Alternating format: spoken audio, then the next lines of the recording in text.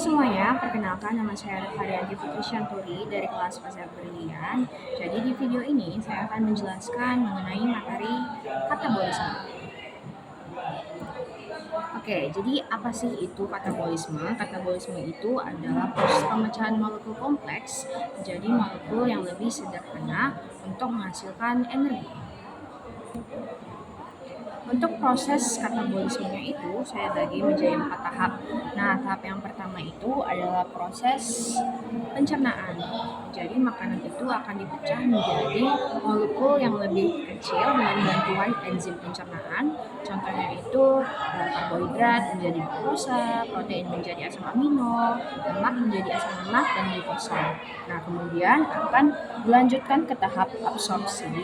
Nah, di tahap ini, molekul-molekul tersebut akan diserap oleh usus dan masuk ke aliran darah.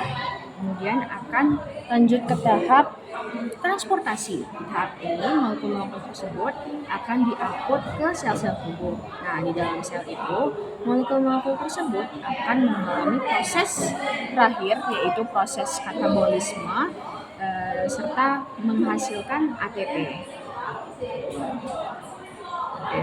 Lalu, apa contoh penerapan katabolisme pada makanan?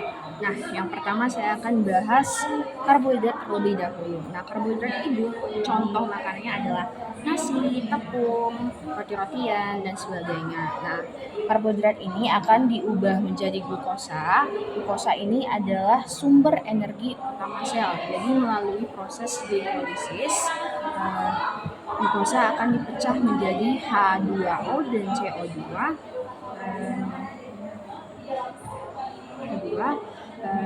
yang dapat menghasilkan energi. Kemudian sukrosa atau gula tebu. Sukrosa ini harus dipecah menjadi glukosa dan fruktosa terlebih dahulu sebelum mengalami katabolisme. Kemudian pati itu adalah polimer glukosa yang harus dipecah terlebih dahulu menjadi glukosa sebelum mengalami proses katabolisme. Nah, yang kedua, kita akan bahas protein. Nah, protein itu contoh makanannya adalah telur, tahu, tempe, dan segala macam. Nah, protein itu akan diubah menjadi asam amino yang dimana akan digunakan sebagai sumber energi setelah gugus aminonya dilepaskan dalam proses deaminasi. Nah, yang ketiga itu lemak. Nah, contoh makanannya itu seperti daging-dagingan, daging ayam, daging sapi, daging ikan, dan lain-lain. Nah, lemak ini akan diubah menjadi asam lemak dan glycerol. Asam lemaknya ini akan dipecah dan memasuki siklus Krebs. Nah, gliserolnya akan memasuki jalur glikolisis. Oke, jadi kenapa sih proses katabolisme itu penting? Nah, karena proses ini itu dapat menghasilkan energi. Karena kita sebagai makhluk hidup beraktivitas mulai dari nafas hingga berolahraga, kita masih membutuhkan energi. Nah, kemudian kenapa penting? Karena proses ini itu dapat membantu kita mempertahankan suhu tubuh. Karena proses ini itu menghasilkan suhu panas dan dapat membantu kita menstabilkan suhu tubuh.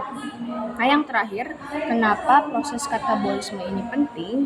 Karena proses ini dapat membangun dan memperbaiki jaringan. Nah, walaupun katabolisme ini itu disebut dengan proses pemecahan, tapi menghasilkan energi yang juga dipakai pada saat proses anabolisme yang menghasilkan protein sehingga dapat membangun dan memperbaiki jaringan. Baiklah teman-teman, sekian penjelasan saya mengenai katabolisme. Semoga bermanfaat dan terima kasih.